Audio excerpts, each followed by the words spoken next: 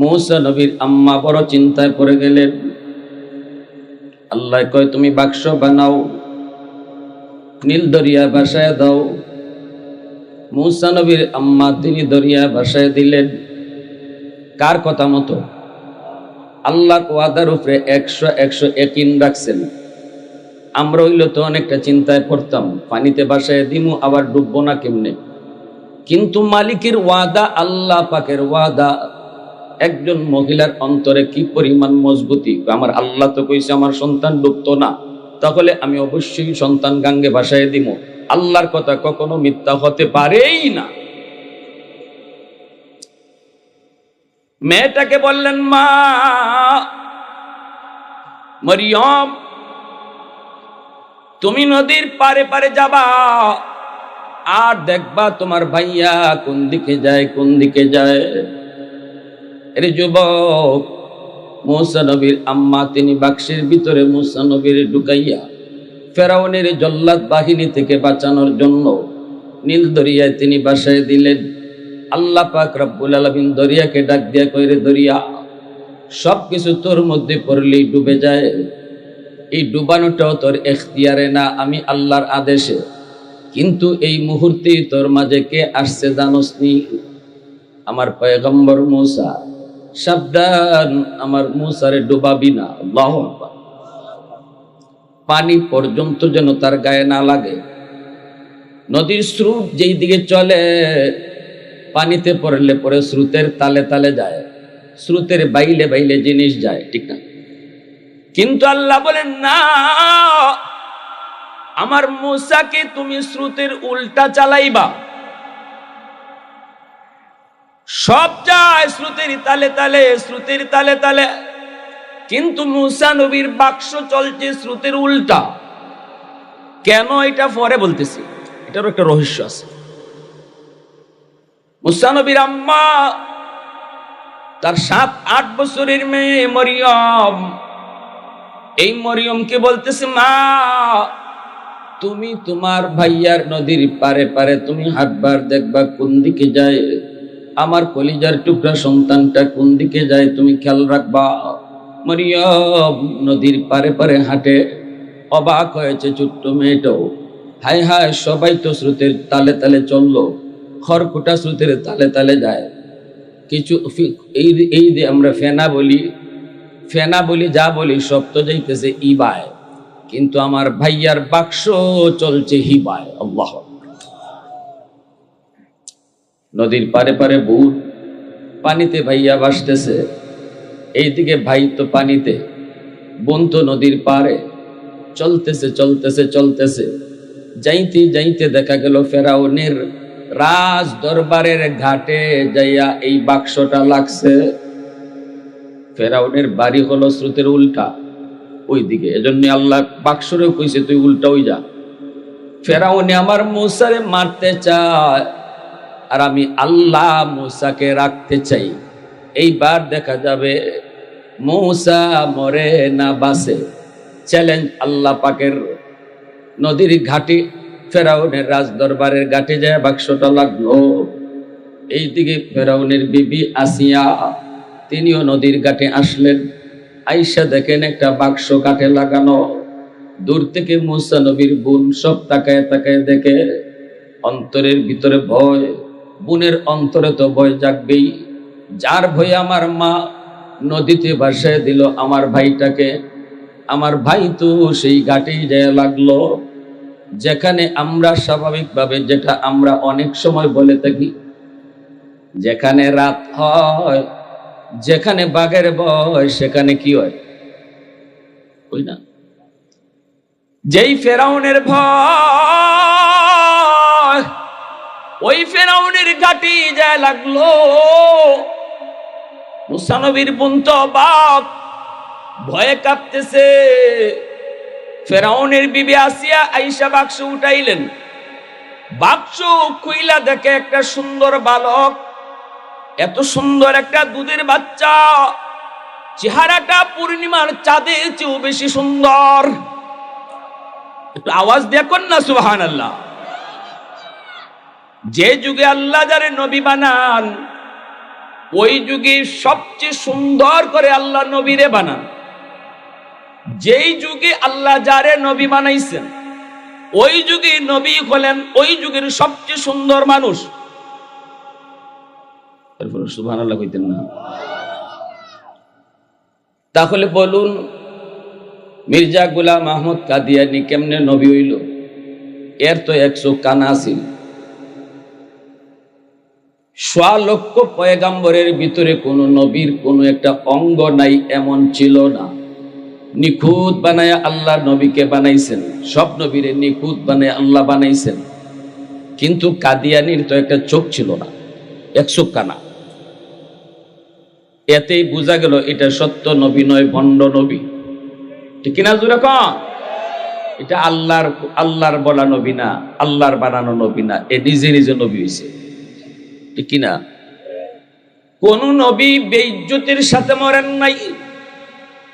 হয়তো দুশ্মনের আঘাতে শহীদ হয়েছেন, শহীদি মর্যাদা আল্লাহর নবীকে দান করেছেন, এমন হতে পারে।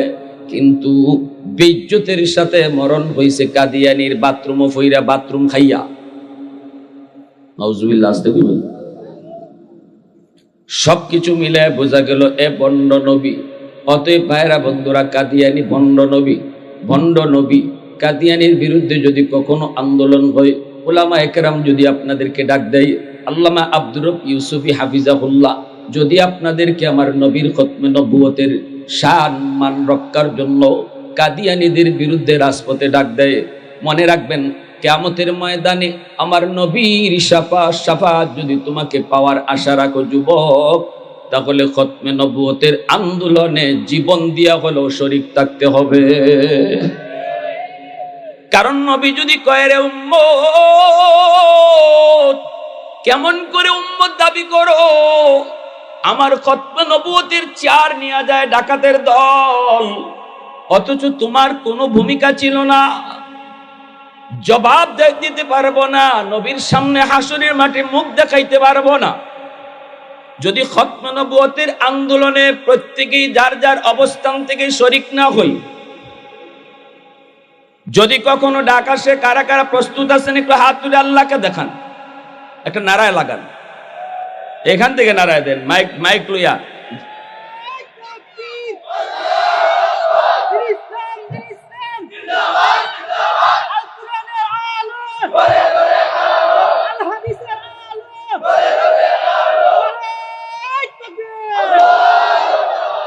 আমার ভাইরা বন্ধুরা, এজন্য বলি শুনেন, এইদিকে আসিয়া তিনি নিয়ে গেলেন, বলে তুইলে নিয়ে গেলেন, চুমু খাইতেছেন, আদর করতেছেন, বড় মায়া লাগলো। এই চেহারা দেখে আসিয়ার বড় মায়া লাগলো, আদর করেন, ফেরাউনের কাছে নিয়ে হাজির হলেন। ফেরাউনকে যায় বলতেছেন, স্বামী গো, ও স্বামী দেখো নদীর ঘাটে একটা বাচ্চা পাইছি। কোথায় পাইছো? বাক্সের মধ্যে বাসা। এই বাক্সের মধ্যে একটা বাচ্চা, চেহারাটা এক নজর তুমি দেখো, চেহারাটা তুমি এক নজর দেখো, কত মায়া লাগে, কত মায়া লাগে। ফেরাউন কয়, তোমার তো মায়া লাগবই, আমার তো কিতা কিতা করে। এর বলে কিতা কিতা করে, বুঝছেন? আসিয়া হইটি কিতা কিতা করতো কয়, এখনো জ্যোতিষীরা কয় যেই বাচ্চার এত আমার ক্ষমতা যাইব, যেই বাচ্চায় আমার ক্ষমতা লইয়া যাইব, বনি ইসরাইলের যেই বাচ্চায় আমার ক্ষমতা লইয়া যাইব, এই বাচ্চা নাকি এখনো মরছে না। অথচ 70,000 লক্ষখানেক ফুলাফান জবাই করছি আমি জল্লাদ বাহিনী দিয়া, মার পেট থেকে খালি আইছে, ফুলা ওইলেই জব, ফুলা ওইলেই জব, এত জব করলাম। এরপরেও জ্যোতিষীরা কয় হি ফুলা বলে মরছে না, হে বলে এখনো জীবিত। আমার তো গুম হারাম, আমার তো খাওয়া হারাম। ইটা আবার কুন্ডা, ইটা আবার কুন্ডা, আছে কোন ঘর, কোন আলো লুকাই রইছে।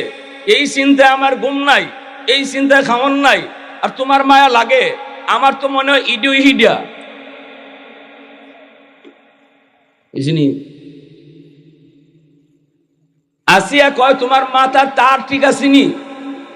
বউ জামাই কয়, মাথার তার ঠিক আছে নি না সব গেছে? ফেরাউনে কয়, কেন? ওই তো পারে না, ইডু তো ওই তো পারে। আসিয়া কয় না গো স্বামী, না, এই বাচ্চা হতেই পারে না, কারণ তোমার জ্যোতিষীরা কইছে এটা বনি ইসরাইলের বাচ্চা। বলে হ, কতি এটা যে বনি ইসরাইলের না, গ্যারান্টি কিতা? আসিয়া কয় গ্যারান্টি হইল বনি ইসরাইল স্রোতের ওই দিকে, বাচ্চা যদি গাঙ্গে দিত তে ইবায় আওয়ার কথা না, হিবায় যাইতো। আল্লাহর খেলা খালি শুরু হয়েছে, কার সাথে লাগছে টের হয়েছে না তো, বুঝছেননি? কয় তুমি খালি রাজা হইছো, বাদশ হইছো, মাথাত কোনটা নাই। এটা যদি বনি ইসরাইলের বাচ্চা হয় তো ইবায় আইতো গেল লাগবে, এটা তো স্রোতের উল্টা, আমরা তো বনি ইসরাইল থেকে উল্টা, বাচ্চা হইলে তো হিবায় যাইতো। ওরা বলল কথা তো ঠিক, তোমার যুক্তিটা তো ঠিক, তাইলে তুই বনি ইসরাইলের না। হয় এটা বনি ইসরাইলের না। আল্লাহ পাক কুদরতি মুস্কি আসে, আল্লাহ কয় তুই যারে মারতে চাইছিলে আমি আল্লাহ তারে তোর বড় বড় করাই, তুই তারে বাঁচাইবার লাগে এখন পাগল হইবে। এইবার মুসা নবী আসিয়ার কুলে, ফেরাউন এখন কুলে নেই। এখন কয় হ বাচ্চাটারে তো দেখতে তো মায়াই লাগে, কিন্তু আমার তো কিতা কিতা এখনো জানি করে। এর যুবক একটু দিলটা নরম করে বুঝো। রাইসুল মুফাসসিরিন আব্দুল্লাহ ইবনে আব্বাস রাদিয়াল্লাহু তাআলা আনহু তিনি এই ঘটনার প্রেক্ষিতে কোরআনের আয়াতের তাফসীরে তিনি ব্যাখ্যা করেন, উল্লেখ করেছেন, লিখেছেন, নিজেই সিদ্ধান্ত দিয়েছেন এই উম্মতের ভিতরে যিনি সবচেয়ে আল্লাহর কোরআন বেশি বুঝছেন, নবীজি যার বেশি বুঝার ব্যাপারে নিজে সার্টিফিকেট দিয়েছেন। আল্লাহর নবী বলেছেন আমার উম্মতের ভিতরে আল্লাহর কালাম সবচেয়ে বেশি বুঝবে, সবচেয়ে বেশি বুঝছে আমার আপন চাচাতো ভাই, নাম হলো আব্দুল্লাহ ইবনে আব্বাস, রাইসুল মুফাসসিরিন। আল্লাহর কোরআন উনার চেয়ে কেউ বেশি বুঝছে না, এটা রাসূল নিজে সার্টিফিকেট দিয়ে গেছে, ইনি বলছেন এবং ওনার জন্য দোয়া করে গেছেন। আল্লাহর নবীর দোয়ার উসিলাই ইনি এত বড় মুফাসসির হইছে। উনি কইতেছে যে যুগে নবী থাকবে না, নবীর ওয়ারিস উলামায়ে কেরাম থাকবে। আলেম উলামার চেহারা দেখেও যদি কেউ কয় উলামায়ে কেরাম দেখলে আমার দিলটা খুশ হয়ে যায়, আলেম উলামারে দেখলে আমার মায়া লাগে, ওই আসিয়ার মতো। আসিয়া যেমন কইসলা নবীর সেরা দেখে, মুসা নবীর সেরা দেখে কিতা কইসলা মায়া লাগে, আল্লাহ আসিয়ার ওই মায়া লাগে কথাটারে আল্লাহর এত মায়া লাগছে, এজন্য বিবি আসিয়াকে আল্লাহ মহাদৌলত ঈমান দিয়া মরণের সময় জান্নাত দেখায়া দেখায় মরণ দিয়েছে। যে যুগে নবী থাকবে না, নবীর ওয়ারিস উলামায়ে কেরাম থাকবে, তাদেরকে দেখেও যদি কেউ কয় আলেমদেরকে দেখলে আমার অন্তর থেকে ভালো লাগে, আল্লাহ ওই মানুষটারও মহাদৌলত ঈমান সাথে দিয়ে আল্লাহ মরণ দান করবে। আপনাদের সুবহানাল্লাহ আওয়াজে আমি বেশি খুশি হইতে পারি না, এত বড় একটা খুশ খবর দিলাম। সুবহানাল্লাহ আওয়াজটা আর একটু জোরে হওয়া দরকার আছে না? একসাথে কও সুবহানাল্লাহ, আরো জোরে সুবহানাল্লাহ। কিয়ামতের মাঠে বহু মানুষ আল্লাহর আদালতে এই উসিলায় মাপ পাইলিব, আল্লাহ আমি তোমার নবীর ওয়ারিস উলামায়ে কেরামদেরকে অন্তর দিয়া ভালোবাসতাম, শুধু এই ভালোবাসাটার উসিলায় আল্লাহ মাফ করে দিব। দাকাইকুল আখবার নামক কিতাবে ইমাম গাজ্জালী রহমতুল্লাহ আলাইহি নবীজির হাদিস আনছেন, শুধু আলেমদেরকে মহব্বত করার উসিলায়ও বহু মানুষ কিয়ামতের ময়দানে মাপ পাবে। কি ভাই, এজন্য আমার ভাইরা, আমি যে কথা বলতেছিলাম, আর যদি কেউ, তিনি বলেন আর যদি কেউ উলামায়ে কেরামের প্রতি বিদ্বেষ রাখে, ফেরাউনের মতো কয় আলেম দেখলে আমার ভালো লাগে না। ফেরাউন যেমন কইছিল আমার জানি কিতা কিতা করে, আমাদের সমাজের কোনো মানুষ যদি কয় মোল্লা মুন্সি দেখলে আমার ভালো লাগে না, দেশটারে মোল্লারাই খাইছে, দেশটারে এরাই নষ্ট করছে, এই মানুষটার কপালের মধ্যে যত বড় নামাজের দাগ থাকুক, যত বড় হাজি হোক, যত বড় গাজী হোক, মরণের সময় তার ঈমান নসিব হবে না। আমি মৌলবি কইতেছি না, কথাটা কইতেছেন রাইসুল মুফাসসিরিন আব্দুল্লাহ ইবনে আব্বাস রাদিয়াল্লাহু তাআলা আনহু। তিনি তাই শুধু বইলা শেষ করেন নাই, তিনি বলেছেন ওই মানুষটা যদি মারা যায় তোমরা তার কবর খুঁদো, কবর খুঁজতে দেখবা তার মুখটা কিবলার দিকে নাই, মানুষ তার মুখটারে রাখছিল কিবলামুখী কইরা, কিন্তু আলেমদের প্রতি বিদ্বেষ থাকার কারণে আল্লাহ কুদরতি ভাবে তার মুখটারে ফেরেশতাদের মাধ্যমে কিবলা থেকে ঘুরাইয়া দিছে। নাউজুবিল্লাহ। এখানে কোন লাগবো?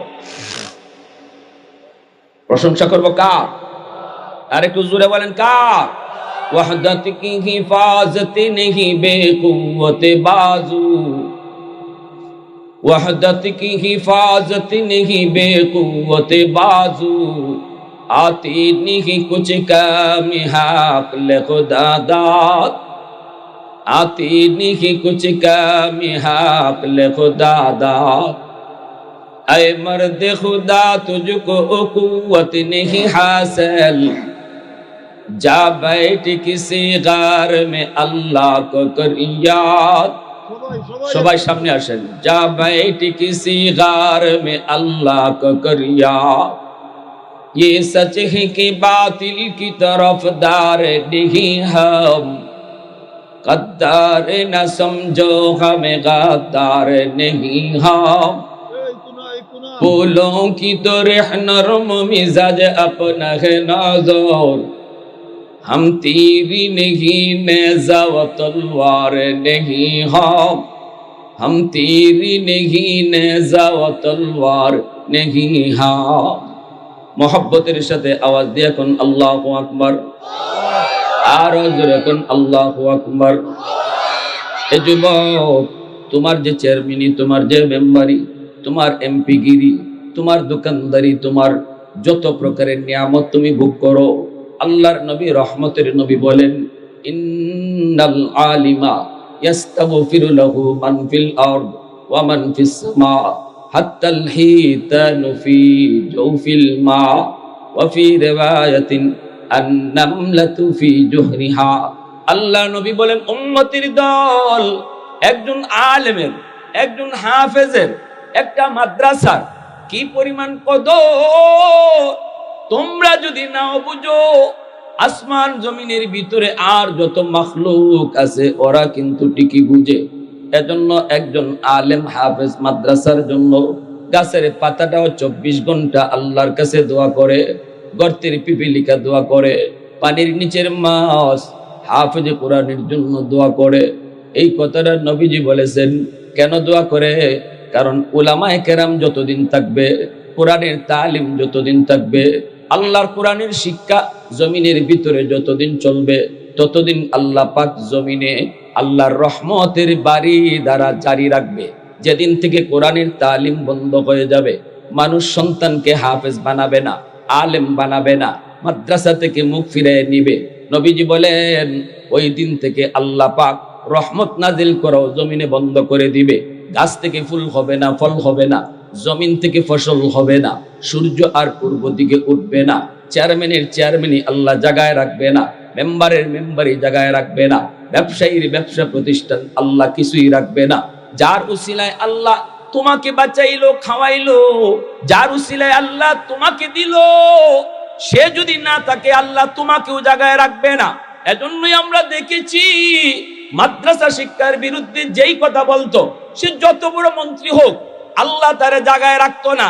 যেমন টাকলা মুরাদ আওয়ামী লীগ আমলে মাদ্রাসার বিরুদ্ধে কথা বলছে, মন্ত্রিত্ব হারাইছে, এমপি গিরি হারাইছে, কিছুই তার জায়গায় থাকে নাই। দলের লোকরা ঘৃণা করেছে, দেশের মানুষ ঘৃণা করেছে। বইয়ের রুমের ভিতরে ফ্যান পড়ছে, ফ্যানটাও তার টাকলা মাথা পড়ছে।